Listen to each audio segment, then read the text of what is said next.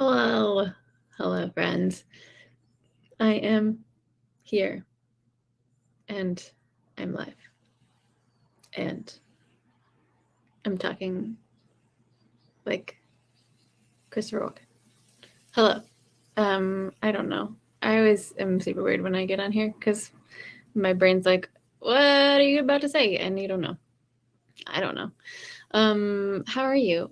Thank you for being here. I had somebody ask me today, how do I feel like I have more control?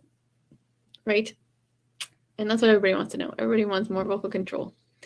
And that is a thing that is very hard to define because in reality, when we have more perceived control, we are actually just relying on a big, long foundation of rehearsal and muscle training and trust in ourselves and our body.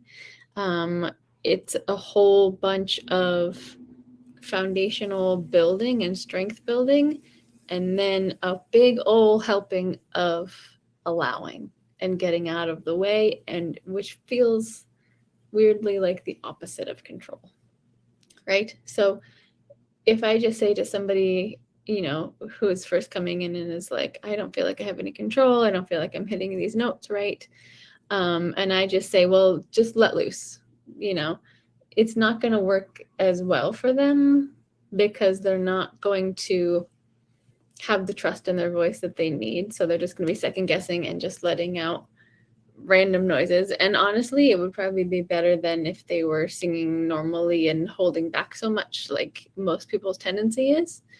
But it's still not going to give them the feedback that they are looking for that will make them feel more trust in their voice. Hopefully that makes sense. So this is ideally what we want to get to, is a place of allowing, a place of getting out of the freaking way of your own voice so that you can hit the notes that are in your head, so that you can feel more freedom, so that you can sing harder lines, so that you can sing runs and riffs, and you can belt big notes and sing higher. Because this is what everybody wants, right? This is mostly, there's a list of like 5 or 6 things that people come to me with. I ask, what are you looking for? And then they give me one of those things, 1 or 5 of those things. I want to sing higher, I want to have more control, I want to have breath support, I want to be more on pitch.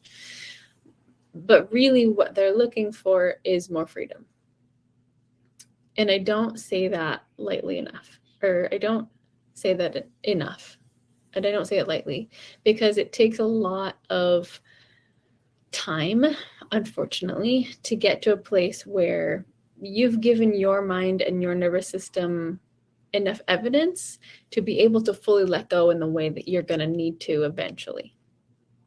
So, it's very easy to ask of any vocalist, like, how did you get that good? Most of them are just going to say, let go and trust your voice. And that is absolutely true. Like, that's the end goal, right? This is what we want to get to. And that is the thing that I have to tell everybody, no matter where they are in their vocal learning. Healing my mouth and relationship with my body. Yeah. There's a lot of healing layers that has to happen before you get to the point where you can just let loose. Although I tell everybody this starting from the beginning, because you have to get used to letting loose a little bit from the very beginning, even if it means hearing sounds that are not correct or weird or off. Because if we don't let ourselves let those sounds out, we're never going to be able to let out sounds that are better sounds, more controlled sounds. Do you know what I mean? And this is a hard thing to explain if you if you are still in this really tough place where you feel like you just need more control. You feel like you're out of control when you sing. But in reality, the place that we're going to is less control, less stiffness, less forcing, less manipulation, more allowing, more getting out of the way. Yes, great question. What's the beginning? So the beginning is a place of self-acceptance. Number one, we can't start anywhere else than self-acceptance, because in order to get to this place of allowing that you have built up this foundation of trust in your voice that you can fully let loose, you have to go through all of these other layers of learning what is going to come out when you try it a certain way. What is going to come out when you try it this way? And if this way is not the intended way, let's try a different way. And in order to get to a place of feeling like you are free enough to test out different things, you have to start from a place of whatever I do is enough. Whatever I do is okay. I am allowed and I am safe to let out weird, off, wrong, silly noises. And this is very important. I'm so glad you're here, because most people don't start here. They start from a place of, oh, I just have to get better, right? And if you're saying I have to let loose more, I'm just going to let loose. But they do it without all of this knowledge. They do it without the mapping of your voice. They do it without the giving your body evidence over and over again that you can hit this note. So we're just throwing stuff at the wall and getting evidence back that it's not how you want it to sound. So you're giving yourself this negative feedback loop forever and ever, that you're trying and you don't know how you don't like how it sounds, and you try even more and you don't like how it sounds, and you let loose and you don't like how it sounds. So it's like giving your body more and more evidence that you can't do the thing that you want to do, and then people just give up and they're like, I'm never going to be a good singer, I might as well stop trying, right? When you're kids, it's totally easier because we don't have the fear of messing up.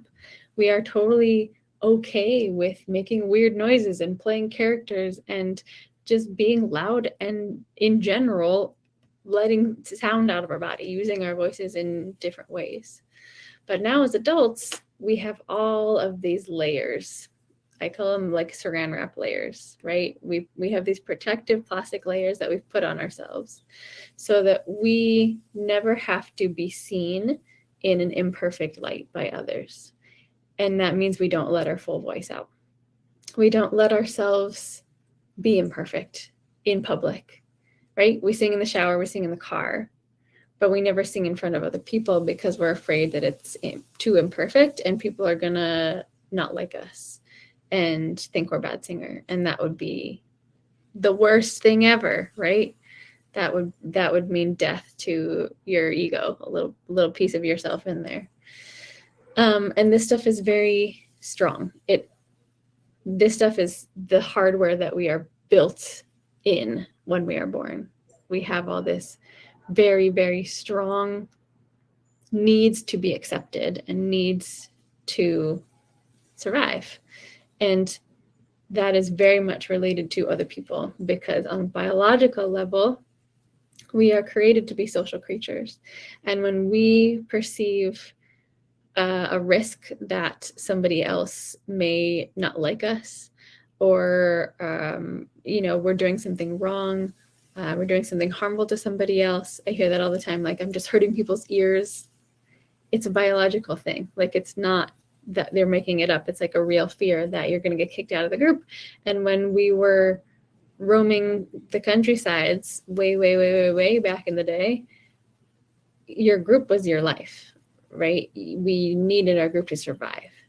And so the thought of being kicked out of any group, being disliked for any reason, on a hardware level means death, right? Which is why we can't bring ourselves to show anything less than perfect, anything less than good and right out into the world.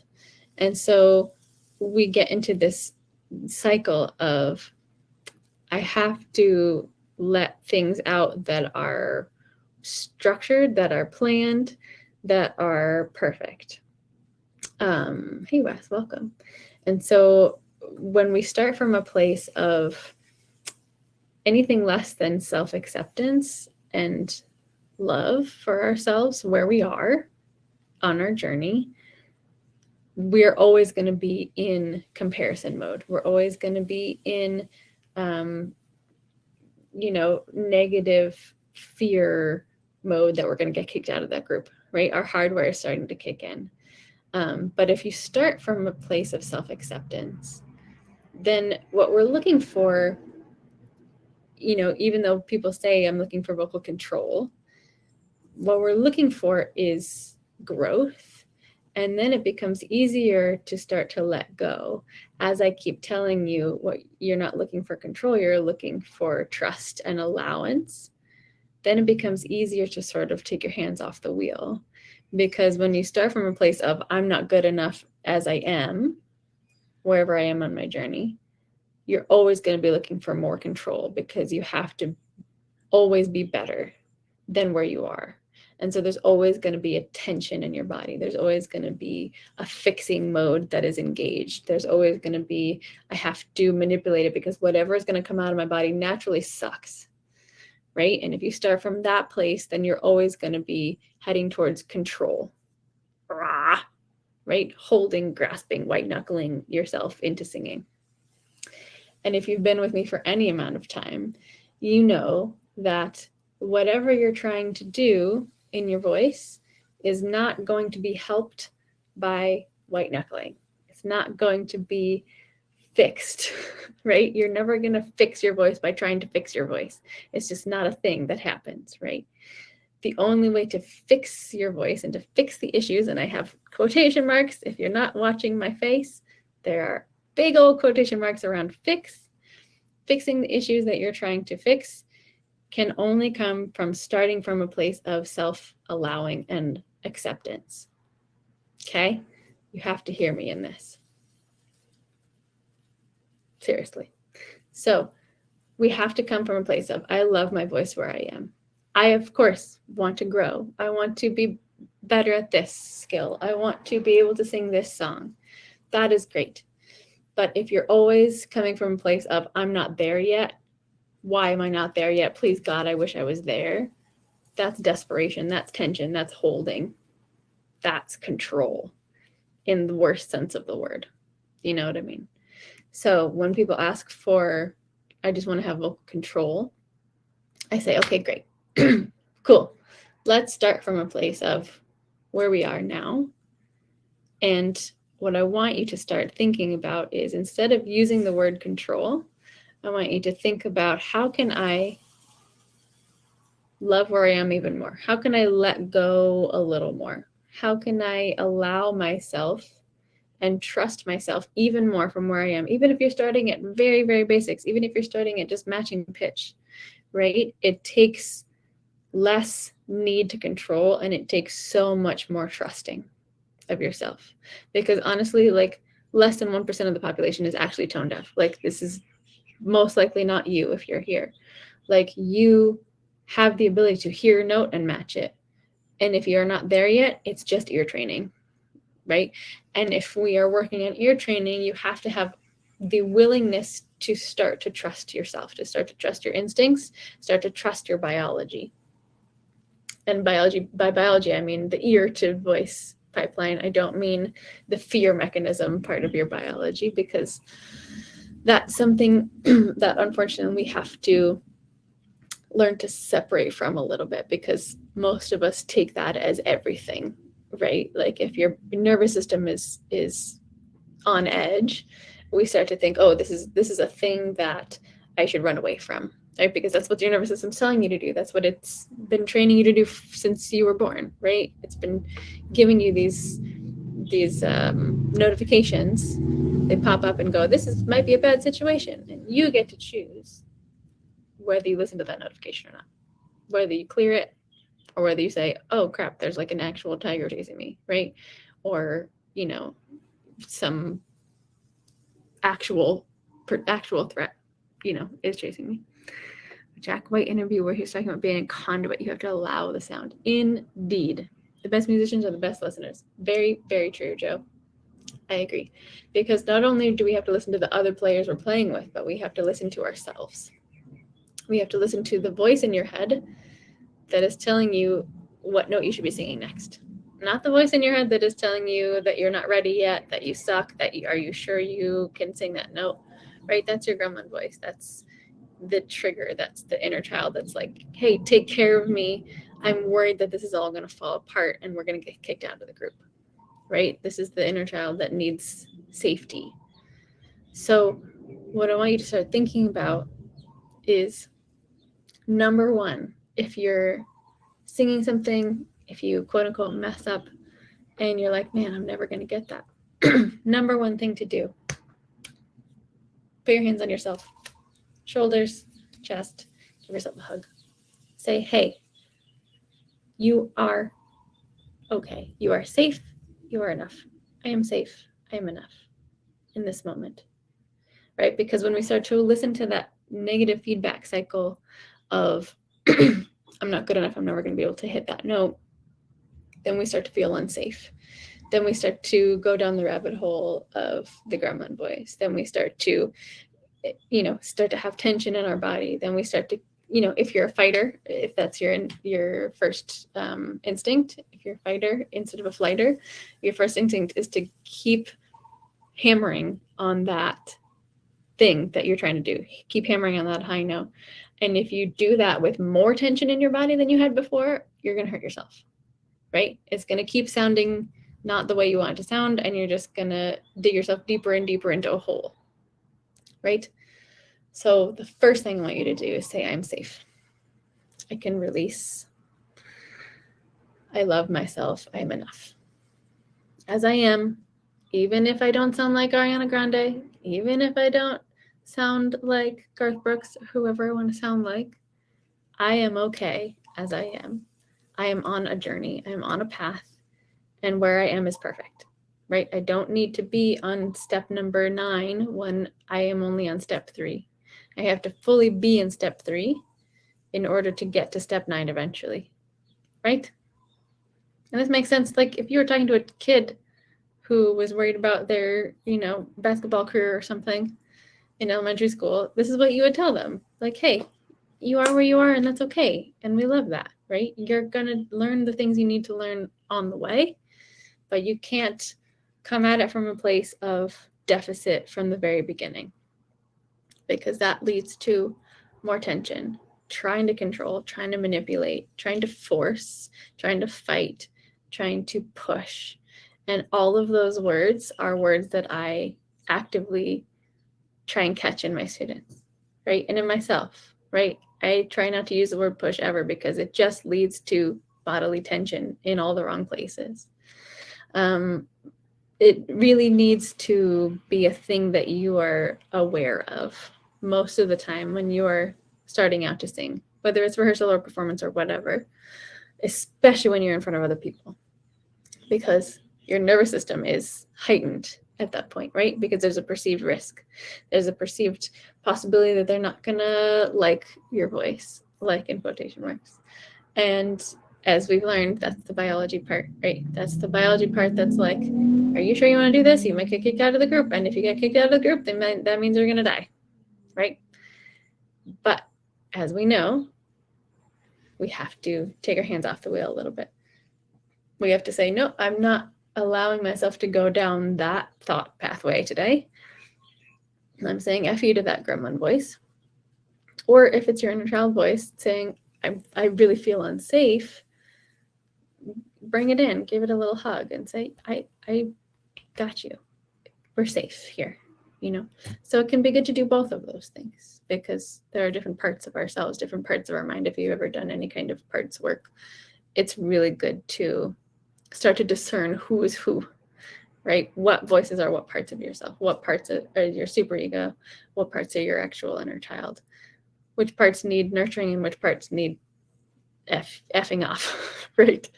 So the first step to vocal control is acceptance and allowance, right? You are who you are where you are, and that is perfect. It is great. We are working towards growth, of course. We're not just saying I give up and I am where I am, because that's another way of allowing the gremlin to come in. But we're saying I am where I am, and I know exactly what my next step is to get to where I want to go eventually. I'm allowing myself all the time I need to get there. I'm not trying to be there before it's possible for it to happen. I'm not trying to get to somewhere that I will probably get to in 5 years, in 1 year. That's just putting so much pressure on yourself. And it's giving yourself a self-fulfilling prophecy, right? You're giving yourself this ridiculous expectation in order to grow faster, to accept yourself faster, when all you're really giving yourself is another hurdle that you know you're not gonna clear, that will just give you more and more evidence that you can't do it. So on one level, I think a lot of times we strive for this control and this betterment of ourselves as vocalists, as musicians, and we're just looking for an excuse to give up subconsciously.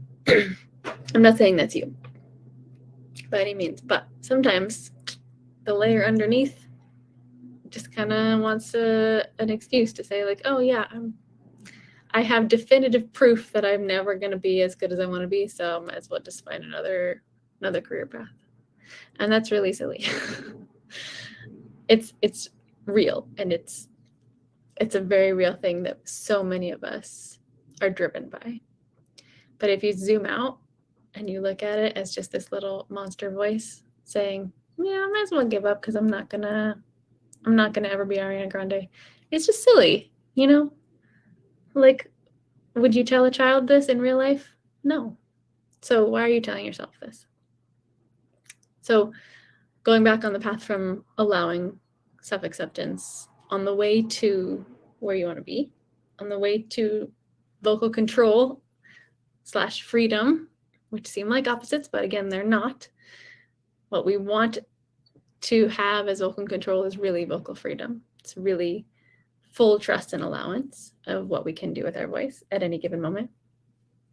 But in order to get from the very beginning step to that, we have a lot of steps and layers in the middle of that, of trying, experimenting.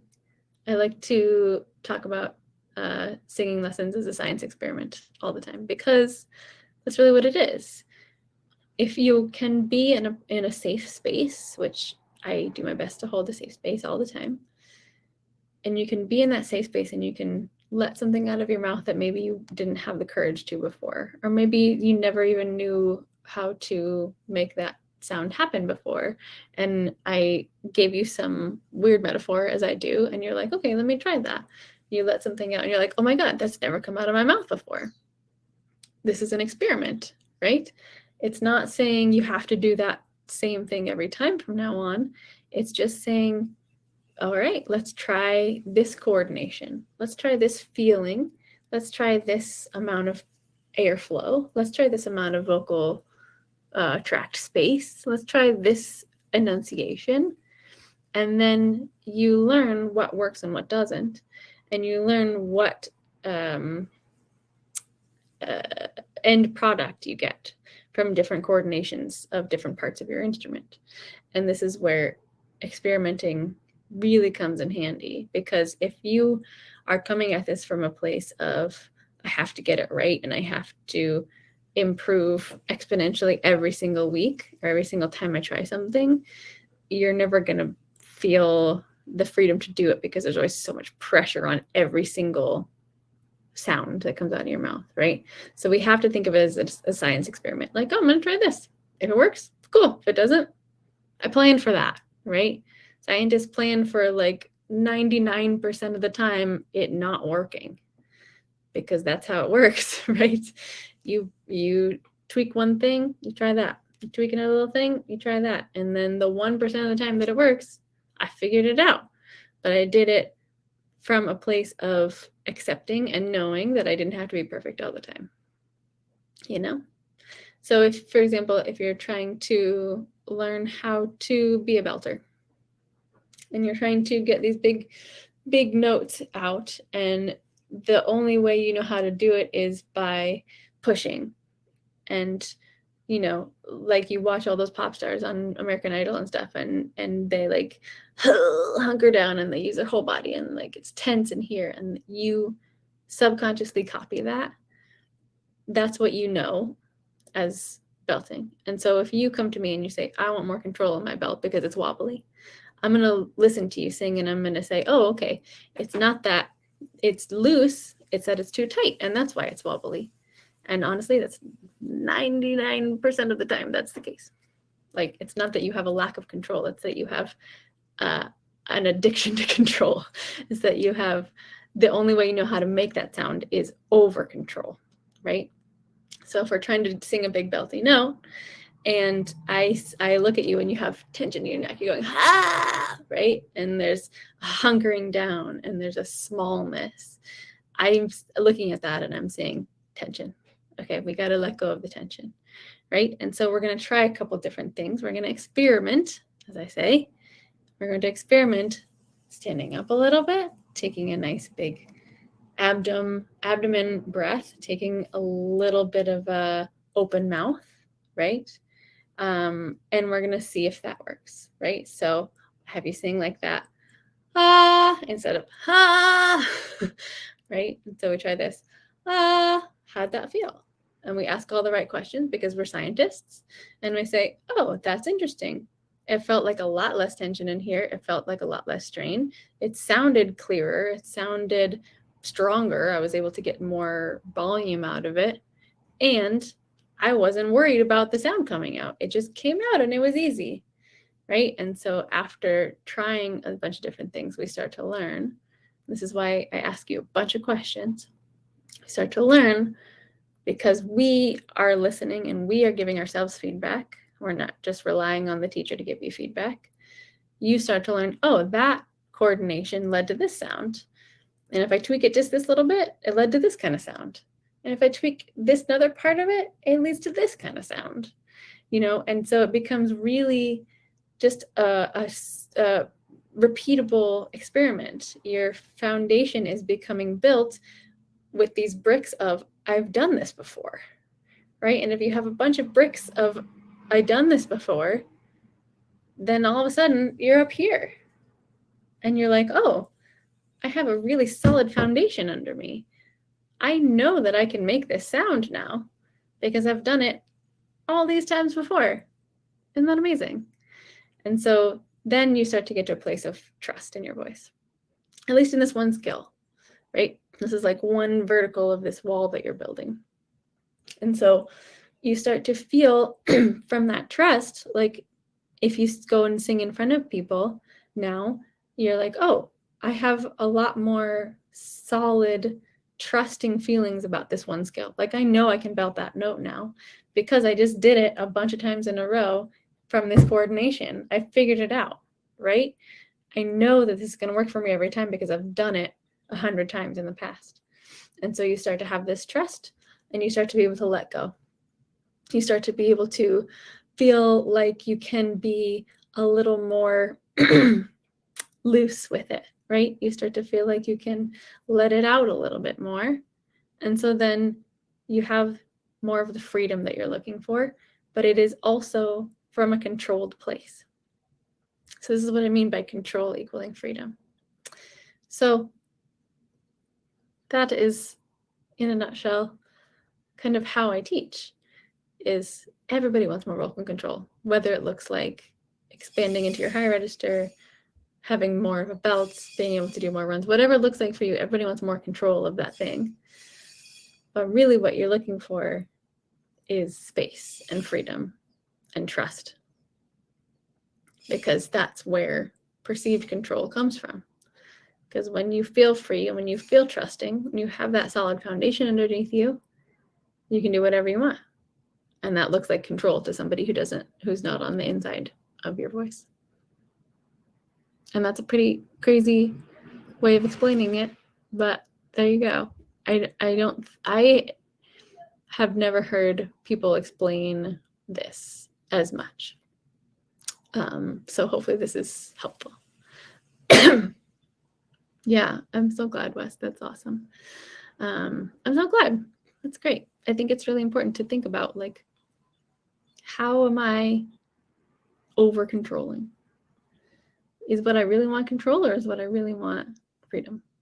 Is what I really want to be able to trust myself more? Is what I really want to be able to let go of these muscles for once? And then I'm going to sound a little closer to how I wanted to sound in the beginning. And so we're one step closer to the level 10 instead of standing on level 3 and being like, why am I not on level 10? You know, and trying to control yourself and to push the gas pedal all the way down so that you're speeding past all the lessons that you need to be able to trust yourself. And this is why I teach the way I teach. Like, I don't teach in university. I never went to university for voice, like, because of all these things. Because I needed to go at my own speed, because I needed to learn all the lessons that I've learned from singing in the real world and finding these bricks one by one on my own and with my own teachers. And it really is, it's freedom when you get to do that. It is very freeing when you can sit there and say, I have come so far. I love where I am right now because I have done so much work to get here. I trust myself so much more than I used to, you know. I trust my voice. I can do so many things with my voice, and I love where I am. Sure, I'm not winning Grammys anytime soon. That's fine, you know. I'm good. I'm good where I am. And I'm working a little bit every day and taking rest when I need to in order to get to the next stepping stone and get to the next stepping stone. So there you go. Happy to be here with you all. Happy to be sharing this in this way. Like I said, there's a reason I don't teach in a university. There's a reason I'm doing my own thing, because I think it's really important to ask these questions that not a lot of people ask. Like, university programs are notorious for not talking about the mind or mental health or, you know, trauma or taking things at a certain speed. Yeah, it's not out there a whole lot. I know there are plenty of awesome voice teachers, especially that I follow, that are really amazing and that do this work here with me. But I'm super glad you're here with me. And I love talking about this stuff, as you can see. That's why I'm here every week. If you are curious about how to get more into my world, if you're curious about, you know, more of my weird metaphors and chats, I've got a whole YouTube playlist of these stocked up. So you can go to my YouTube and find all of my magic sessions that I do every Tuesday. There's like over 6 months of them now. And you can find those by just searching Sarah Jelly, SARAJELLEY on YouTube. And there's a playlist on there. You can also listen to my music there if you want to. I'm working on more of that this year. I'm walking the walk along with you guys, trying to release 12 songs this year. A little behind for number 4, but we're working on it. And also, if you're curious, you can just go to the thing in the thing up there, and there's a bunch of ways you can get started. My favorite is the PDF that's called 3 Magic Tricks to Sing Better in Seconds. It's a short little ebook that I made, and it's free, and you'll get in my world and get my, I think they're fun emails. And then you'll be the first to know when I open up, when I have studio openings or openings in my program, Vocal Magic. So happy to have you here, and lots of love, and I'll see you soon. Okay, goodbye.